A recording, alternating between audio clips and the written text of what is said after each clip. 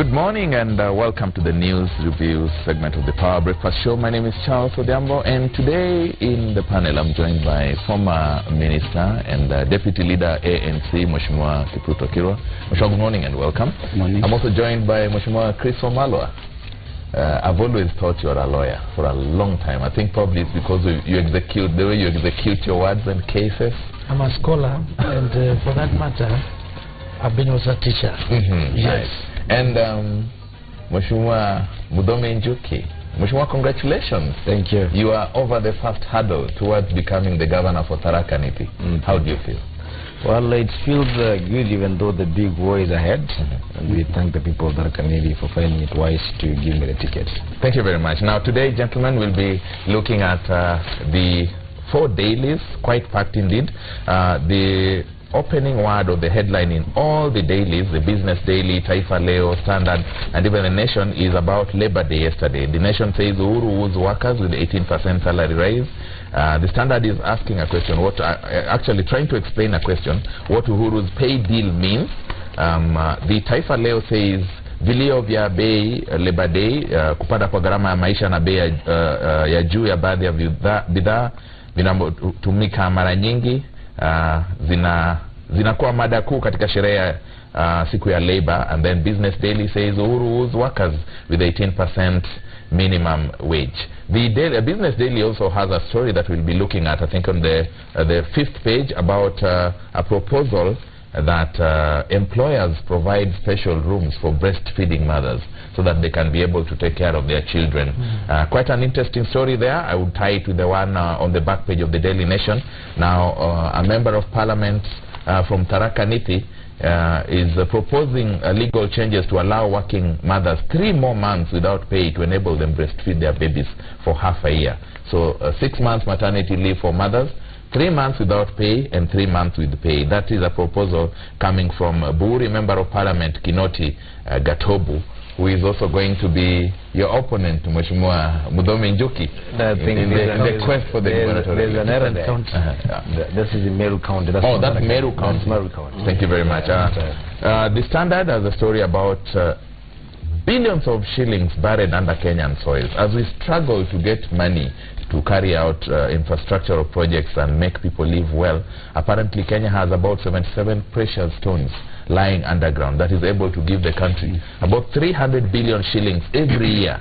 Of course, there is a story about politics. Now Buzeki and Bugwa say they're going to the elections as independent candidates. And of course, the story we looked at on Taifa Leo. But of interest, Mheshimiwa Kirwa, I would start with you. Now that you are here, there's a story on page 7 of the Standard. And the story says, Nairobians are facing an acute anxiety as Nairobi sugar runs out of Nairobi. You have been Minister for Agriculture.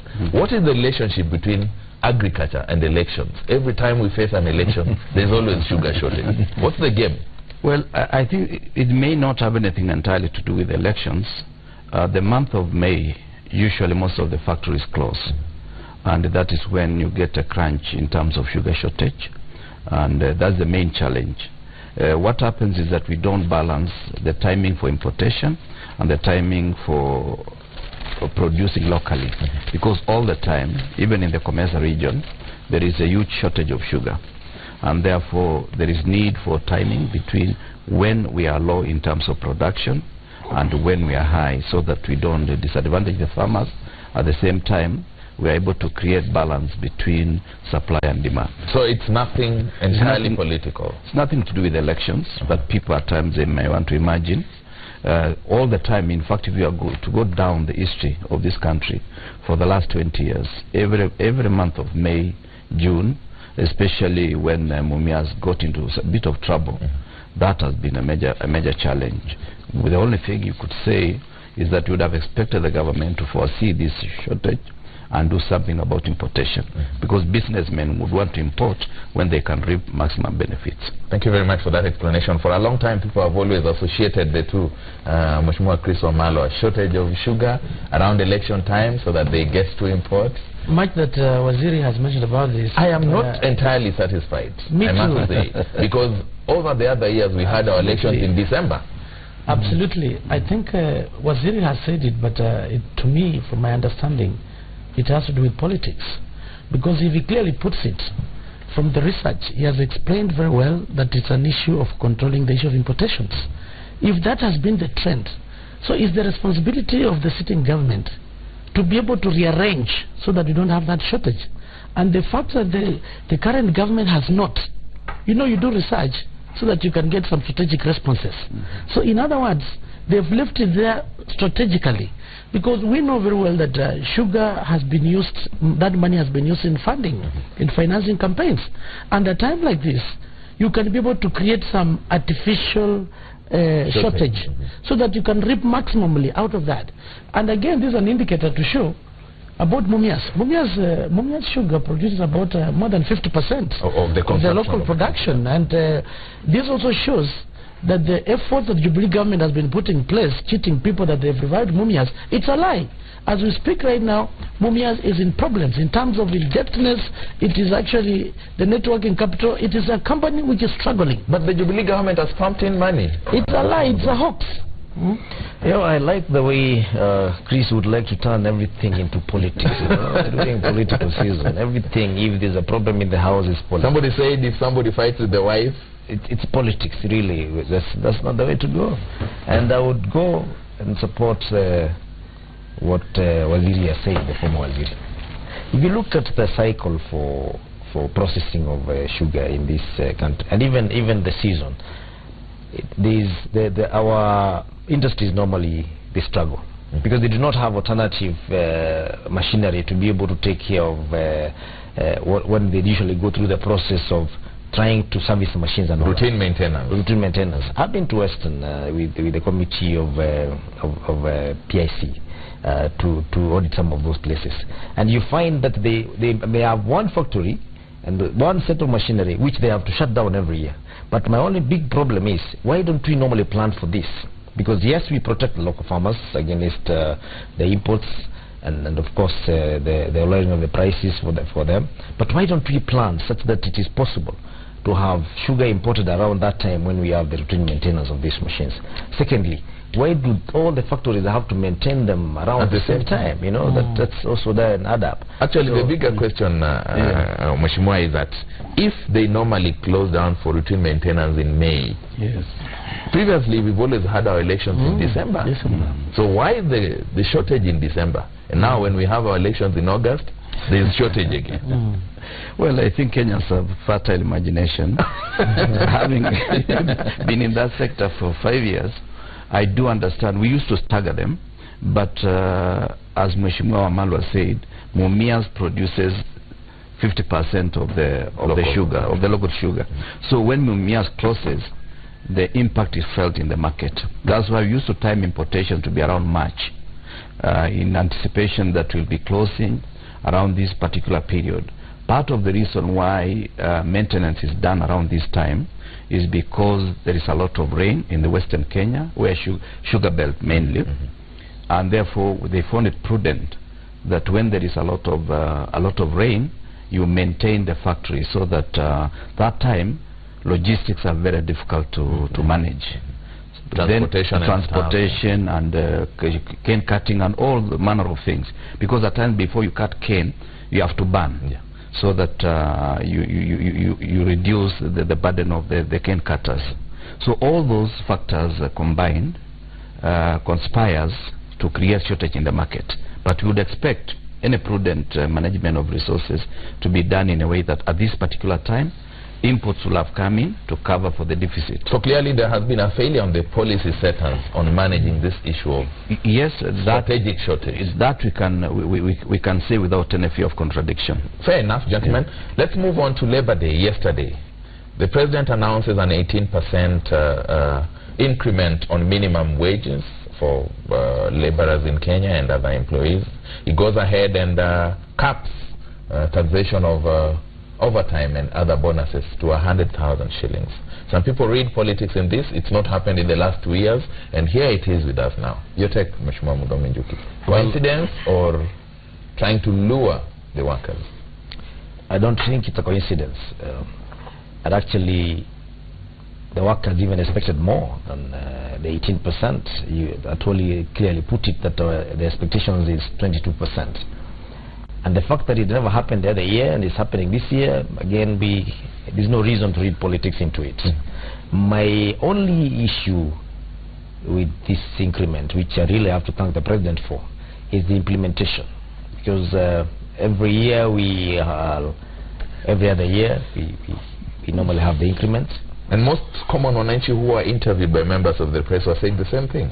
The only issue is the implementation, because the people who still have employees who are down there earning way below minimum wages, but we have not seen anything in terms of cracking the whip for these employees, and we don't have very clear guidelines, because some of the employees who are in informal sector, we talk about the other benefits, like they provide housing, they provide food, they provide all those sustainability, and therefore they usually say that they deduct that from the salary.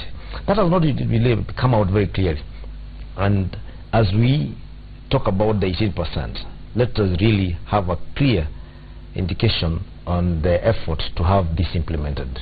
Chris, what's your take about the argument he's just raised? There are quite a number of people who have employees in the informal sector. I'm talking about housekeepers and stuff. They argue that I can't give you the minimum wage because I take care of your housing, I take care of your food, I take care of your medical cover and stuff. Yeah, before maybe responding to that, I want to say that whatever His Excellency the President talked about the 18%, I read politics in this. First, you do some analysis and see, has the President been attending these Labor Day celebrations? The answer is no. Why at such a time of election, you come there, parade yourself with your cabinet secretaries? Almost all of them. Absolutely. So this is politics. And as my friend from Jubilee clearly puts it, implementation is the challenge. The cost of living has gone very high in the Jubilee regime. So that increment in the first place is completely negligible. When you look at the price of unga, when Jubilee government came to power, this was about 70 shillings. Right now it has doubled. We are talking of almost 200. It's not even available. For you to have unga on the table, it's become more expensive. That shows how careless the Jubilee government has run down the economy of this country. People can't afford their basic needs because a lot of money has gone into issues to do with corruption. The government promised zero tolerance to corruption. We are seeing the opposite. They promised the issue of improvement when it comes to cost of living. Cost of living is unbearable. Coming to the issue of employment, I heard the President talking about the youth in terms of unemployment. What jobs have they created? This is the time that the NASA government is ready to come and outcall Kenyans. So whatever the President did, that was politics. And implementation is going to be the challenge. We're not going to see this being implemented. This was just a hoax. And Kenyans, I want you to open up your eyes so that by August, this government of Jubilee should be sent home. You've been in the executive. There's a very thin line between the president as a leader of a country, including workers, and the president as a politician. Of course, we can't shun away the fact that it's campaign time. Maybe the other 2 years he was busy. Do you see any issue with what he says? No, I don't see any issue at all. I just want to go to the background and remind Kenyans that when Jubilee took over, our debt level was at 800 billion. Today, we are 3.8 trillion. And much of the money has not gone to transform people's lives, to improve household incomes. And yet, it has created inflation that has now brought us up to where we are. And when we talk about it, our brothers and sisters in Jubilee, they say, okay, our national debt is not like that of America. How can you compare yourself with America? The two economies are not comparable. They are not the same, and they have strong infrastructure to repay for the loans that they take. The main problem with Africa is not how much money we borrowed. America, Europe, and China borrows more compared to their GDP, but they have the requisite infrastructure to repay. The problem with Africa is a debt crisis because we borrow more than the capacity. The Jubilee government says much of these funds have gone towards setting up infrastructure that will help the economy in future. But which economy? It's like me buying 10 tractors for my small farm, when I just need only one tractor, or even a neighbor can plow for me and I pay. So this is something that is a bit... But I would want him to be empirical in terms of answering us. How can a country allow a debt to escalate? In 4 years, we have borrowed 3 trillion. Which means if we allowed them another 5 years, they are going to borrow up to 10 trillion, and this economy is going to collapse. I would love when we come back after hearing from Mheshimiwa Muthomi, you explain to the common Mwananchi how these trillions affect him. Yes. This is a guy who hardly gets $1 a day. Yeah. I had not realized that this gentleman here to campaign for NASA. We are not campaigning here. These are facts that not to just doing objective analysis of what is happening, and it's very unfortunate because when you borrow, every other reasonable organization normally borrows. It depends what you borrow to do, and you don't expect instant reaction, instant results out of the borrowing, because like now we have borrowed, yes, and we can see infrastructure in place. We are going to have the first standard gauge railway from Nairobi to Mombasa and all the way to First of all, do you agree that the debt level for Kenya has risen to 3 trillion? It may have. But absolutely, the question is, where has the money been used on? Because one, if you shy away from borrowing, you can never develop this country. So where has the money gone? The money has gone to infrastructure, because I see the SGR, I see roads, I see medical equipment. All those things not have come from nowhere. We have to borrow to be able to have those infrastructure in place. The question is, shouldn't we give time for the effect of this infrastructure utility to be felt and to plow back to Kenyans that benefit? Or do we want to go back to the times when we have no infrastructure in place and we are feeding hand to mouth? And secondly, in the last budget that we just passed, there was a reduction of the prices for the unga and of course the bread and the wheat, which my friend is not really acknowledging. Has it happened? The mischievous has it happened, Mheshimiwa? It is supposed to have happened by now. The mischievous traders may have taken time to reduce the prices. Of course, you know, it's not very easy, even when you bring down the prices of fuel on the pumps. It's usually very difficult for them to go down, but they are very, very fast in raising the prices. So the issue should be following on the implementation of what was passed in the budget.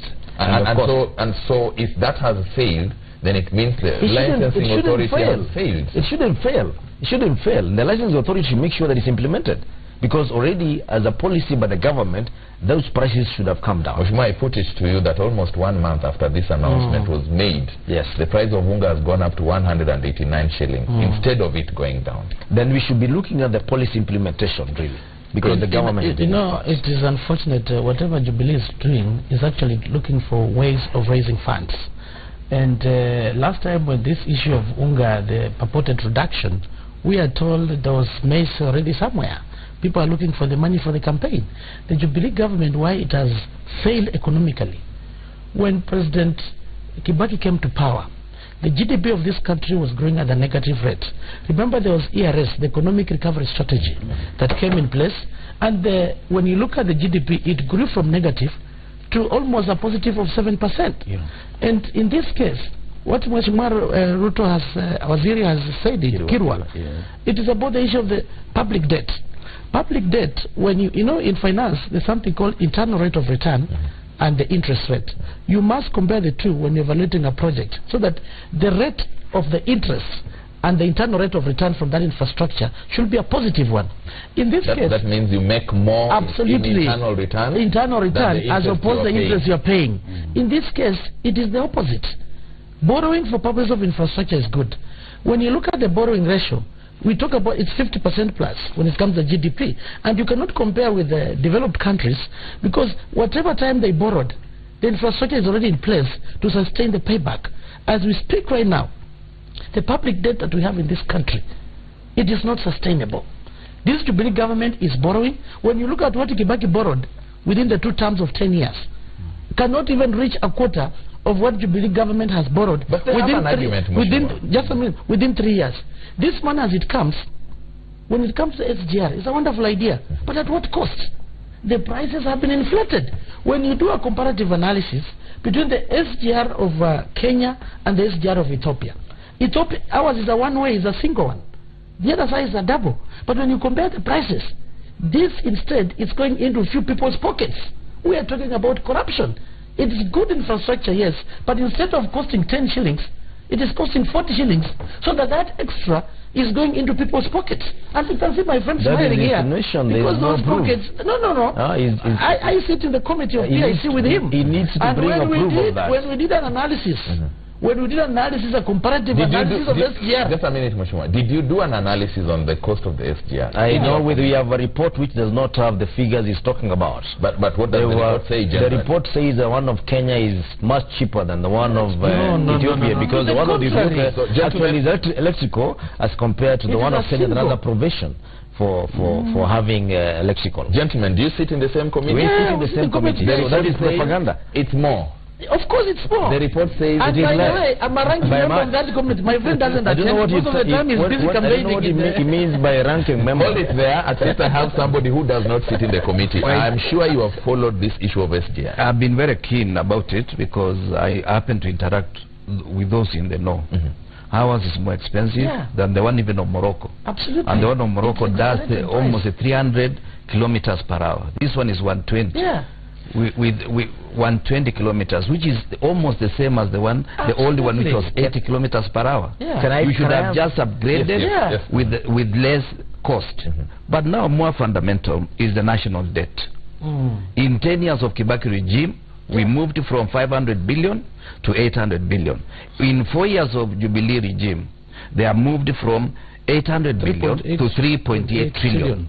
This is something that is fundamental. And we are using 20% of our revenue to borrow.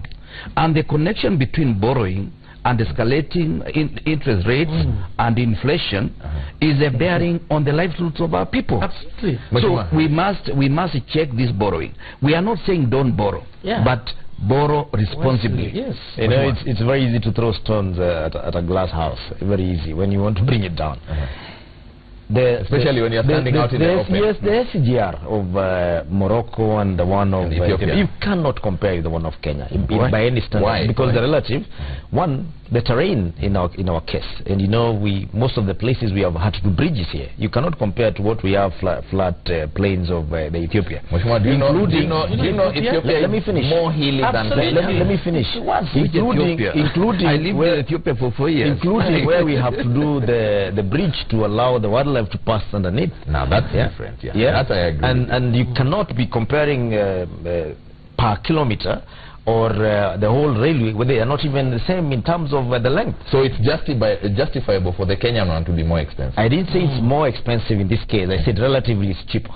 Funnily enough, as the president raises the minimum wage, thank you gentlemen for those inputs, it's now coming out that this has sent the private sector, which is already in a recession, under some shock. Are we likely to see more job cuts and stuff like that? Chris? Now, when it comes to private sector, for any investor, you must make money. And you must get returns on your investments. You cannot come and say that you must give this minimum, and yet the economy is down. In terms of your returns, the revenue you get cannot sustain that. So whatever the president said, it is completely out of order when it comes to the private sector. Private sector, you are in business to make money. You must know what are the total costs that you are incurring, what are the returns that you've made after the taxation, everything. You can only increase if your revenue has gone up. But if your revenue is going down, how do you do it? These companies are going to close. The inflation in this country, for the first time, you are seeing inflation hitting beyond 10%. In the Kibaki regime, the inflation rate was sustainable. And if a country, a regime, you cannot sustain the inflation rate, then the cost of living goes high. So whatever is happening, as I said, it is just PR. Even the implementation of this salary, already you've seen His Excellency the President has been saying that it's very difficult to sustain the wage bill. So when you wake up and say, this increment, it is good, yes, but the challenge is this, implementation. Is it going to be implementable? Or is it just a PR exercise? Absolutely. It's just we politics. do not have two sets of laws for this country. Whether you're working for the private sector, you're working for the government, you should have equal treatment in terms of how you are remunerated. The private sector has to consider the cost of production. Absolutely. Yes, that's all right, but we have to make adjustments in this case. Who is supposed to be more vulnerable? The private sector, where you can be able to make quick decisions without having to have boardroom meetings and having to take this to probably the higher office in the government, you know. It is easier even for the private sector to be able to make adjustments, for them to be able to implement this. Even more than the government offices in this case. So but when he comes and says that this, you know, you cannot have your cake and eat it. He says the pay rise is minimal. Then he comes back and says it's not been implementable by the private sector. How is that possible? The private sector is is said to be experiencing a shock. Absolutely. So it's sustainable. How possible is this going to be? Well, nobody in this country or in this world who does business who like hearing rise of cost of inputs, which includes labor in this particular case. But for a country to grow, and to grow the most important resource, which is human resource in any sector, then you have to take care of them as well. So they take care of the economy or your operations as well. So it is a bit unfortunate, but we must make adjustments for this to be able to happen. I need us to move on, gentlemen, but I want to hear from you, Mheshimiwa Kirwa. How does this impact on the economy of the country? Well, where the rain started beating us is when there was over-borrowing that was not responsible. Now, what has happened is that the standard of living has gone high and people's pockets are empty. So the president is trying to address a problem that he started. Now, in addressing, is going to cause more pain to the workers. Digging a hole to fill a hole. Yes, a hole, because some of the factories might start doing layoffs. Others may close down. The way some companies have closed down. Some have relocated to Tanzania, where the cost of doing business is lower. So these are some of the challenges that we are faced with. And fundamentally, the responsibility of fixing this lies with the government of the day. And therefore, they cannot run away by making some of the... These are just giving a painkiller when somebody is unwell. Gentlemen, I want us to take a short commercial break, but before we do that, tied to the issue of employment and job opportunities, the Standard has a story on page 8 where Uasin Gishu Governor Jackson Mandago now wants retirement age lowered from 60 to 55 years. His argument: this will give an opportunity for the youth who are out of college to get job opportunities. Second, this will help the government and other sectors reduce the wage bill instead of having people earning money until very late. Chris, you're smiling. Yeah. Isn't this a brilliant idea? You know, in production, there's something called learning curve. And the meaning of learning curve is, as you do the job, you learn from it, and the costs of operation go down. So, currently in this country, mind that we're having challenges with the youth employment. When you get elderly, these people also experience, they add a lot of value as far as productivity is concerned. So the challenge here is this: even if we do this issue will not sort out. Remember, in this current government, we have the social this nets cash transfer. You know, they are trying to give cash transfer to those elderly people. This elderly, to me, my opinion is, where we have experience, this expertise, these people should extend up to the age of 60 years. But when it comes to the issue of the youth, the government should look for a mechanism of giving an opportunity to the youth. And this is because one of the issues why we have difficulty in this youth getting jobs is because the government has not provided a conducive environment for the private sector to sustain. If private sector is closing down, how do you expect employment to come in? So this issue of Mandago, it is again digging another hole to fill another hole. It is not it's not a solution at all. You'd call it absolutely a populist approach. It can't work. The issue is this: that we have a policy in terms of 30% of the projects that are going through the national government, county government, they should go to the youth. We must do a proper audit and see, have the youth really been empowered? Let me tell you one thing. The big problem we have in this country, the unemployed youth. So many of them are wallowing in the streets, and they have the qualifications. There's a bill which came to Parliament, which I seconded, which was by Honorable Sakaja. And this bill, has it been implemented? The implementation is where we have a challenge in this country. It is about having a database and creating employment opportunities to the youth, to give them as a priority. In a formal manner. Absolutely.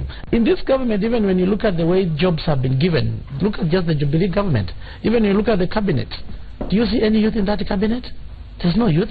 So there must be a commitment. The cabinet secretary in charge of ICT is a youth. That man is older than me, for heaven's sake.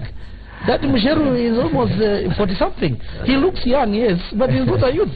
That's why I challenge. Give me which youth has His Excellency the President appointed in his cabinet. Nothing. We don't have any youth. Government after government in Kenya have come in with a manifesto aligning how they will provide job opportunities in millions and hundreds of thousands, and yet we still have big numbers of youth unemployed. Governor Mandago now here suggests that have people retire early, provide opportunities for the youth. Well, I think Governor is doing well in terms of politics because that is good for him. But the issue is very fundamental. Look at it. How many people are between the age of 55 and 60? How many youth will be employed by laying off those people? What is going to be the effect on the pension? Because you see, it is not just somebody going home. Somebody goes home, you have to pay them to go home, and you'll be paying somebody who is not working. I would rather we pay him slightly more and is still working for another 5 years for the reasons Mheshimiwa Malwa said. Number two, what is lacking in this country is a more innovative way of trying to bring the informal companies into the formal sector. 76% of the employment in Kenya is in the informal sector. Juakali sector, Mama Oliech, and all these other places. These are the people that we need to improve their standards so that they expand their businesses. We need also to be very transformative. Where is the money that was meant for youth and women? How many youth and women have benefited from that? What kind of businesses were we supporting? Or were we giving money to people to carry in sacks when there is no clear, demonstrable way of trying to expand the business? Why don't we deal with those who are already in business? They have been struggling. You need to give them basic standards, basic rules, and basic hygiene so that they can improve their businesses. That is where the real certainty is. Why has every government in power, government of the day, had a challenge with implementing this issue of youth employment? Well, today the government in power is Jubilee government. The Kibaki regime, of which I served 5 years, we did our best. And you promised 1 million jobs? We are able to expand the economy. We are able to expand the economy. We are able to reverse the negative growth. In my sector, it was negative 2.4. And I moved up to 6.7 in 5 years. And it came down because of the post-election violence. Then it has not picked as well as it was. So these are some of the parameters we need to look at. What are the areas that have action points that can demonstrate transformative agenda, give more people money in their pockets, so that when people are rich, the government can tax them. But you can only get the money it needs, because there is no business government does. It is to get taxes from people, use it in the right way. But if 35% of the money that you get from the people ostensibly to serve them goes into people's pockets, how can we explain that? Through corruption. Mheshimiwa Muthoni. Yeah, NASA. Quite interesting. NASA. I'll say NASA because they are opposing this idea, just simply because. Which idea? No, it has come from Mandago's proposal. Yes, it's just because Mandago is Jubilee. That's no. I'll give you a very good reason. Let's hear. I'll give you a good reason, because they want to twist that and come back and then hit the government. So is this workable? But this is workable. It is workable. Tell us how. And even before I tell you how workable it is, I want to hail the president for making a directive that now effective this year, everybody, irrespective of your status, once you get to the age of 70 years, you get the cash transfer for elderly. And in fact, we were wondering whether your presidential candidate will be getting that one, because already he's over 70, and we are hoping they will not be having 2 jobs in this particular case. No, I need he has to be paid by. I need to provide direction so that he knows. He does not understand even the policy. When we talk of 70%. Now, the age for retirement used to be 55 until I think about 10 years ago. Yeah, that's the case. And then it was increased to, and I think that was a very selfish idea by people who did that. Because really, most people who are already 55 are looking forward to, retiring honorably and going home to do something when they still have the energy. We are letting them retire when they are a bit tired, And you see, at 60 years of age, when you're going to 70, there's nothing much you may be able to do for yourself, as per se. And there's need for them to go home early at 55 and be able to use, when they're still energetic, be able to do something between that time and when they go out of this world. The problem with the youth employment, and I want to say, let us not pretend that employment has not taken place since the regime of Uhuru Kenyatta came in. I have seen too much employment in the county government, which came in place the first when the Jubilee regime came in. There has been a lot of employment, even right in the villages. I've seen it. But let's say that we are churning out more youth with skills than the jobs we are creating, and that is what we are struggling to catch up with. But you can't sit here and say no jobs have been created. The funds, the Youth Enterprise Fund, the Uwezo, and the Women Enterprise Fund, it is supposed to create informal jobs, because we're not supposed to have these guys employed all the time. They're even supposed to be supported to have self-employment, to be able to sustain their, yes, that is the main idea. We're not talking about people who have to be on payroll. Even when you support people to do businesses, as it has happened the case because of good distribution of electricity and infrastructure, but we are not yet there, but we are somewhere.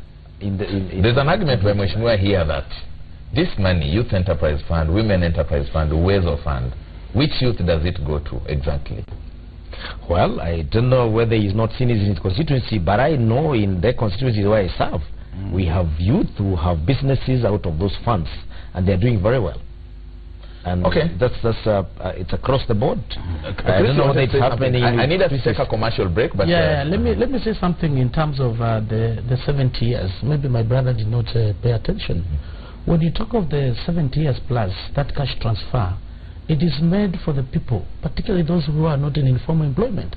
If you are somewhere there getting pension, you are a teacher, you are retired, there's no way you can benefit that. Actually, even if your benefactors have something you don't. So I wanted to, so that he gets on top of things. You see, he didn't understand that. So it doesn't mean when you are 70 you get. And already, as we speak right now, we've recruited many people. This cash transfer reaching the people is a problem. There are some even who qualified, they've never gotten the money. So the moment you increase, the issue is this: is it sustainable, or is it a PR exercise because it's campaign time? That's from your point of Absolutely. Maybe you can tell us, Chuka Igamba Ng'ombe, yes, how successful has this program been? The cash transfer? Yes. It's been a bit successful, actually. The issue, well, I say compared to what we had before, when it was a bit informal. Because right now, they have even been given cards where you're able to collect this money from the Huduma centers. So all the deserving cases are getting the money? The issue before was on how it was being dispersed through the post bank, and sometimes the fact that the people could collect it on your behalf. And then we had at the bracket of how many people can be able to come aboard this. But I want to say everybody will not be there at the moment, but I've seen increment, because like when I came in, but the president, I remember we had about... You say the president has said everybody 70 years will now have it. We are waiting for that implementation. But you say he announced it. Yes, he did yesterday. Is it feasible? It is. Why not? Why not? You said it's now a bit successful. I said compared to what was there before, we have seen improvement, and of course we look forward to more improvement in this particular. Let's take a commercial break. Mheshimiwa Kiro, I'll come to you after a short break. This is the news review segment of the Power Breakfast Show. In my studio today I have Mheshimiwa Kipruto Arap Kirwa, Deputy Leader ANC, former cabinet member of the cabinet. I also have Mheshimiwa Chris Wamalwa, Member of Parliament. For a long time I've always thought he's a lawyer. Apparently he tells me he's a scholar, an academician. And of course Mheshimiwa Mudomi Njuki, and now having in his pocket the ticket to contest for the gubernatorial seat for Tharaka Nithi. After a short break. Thank you.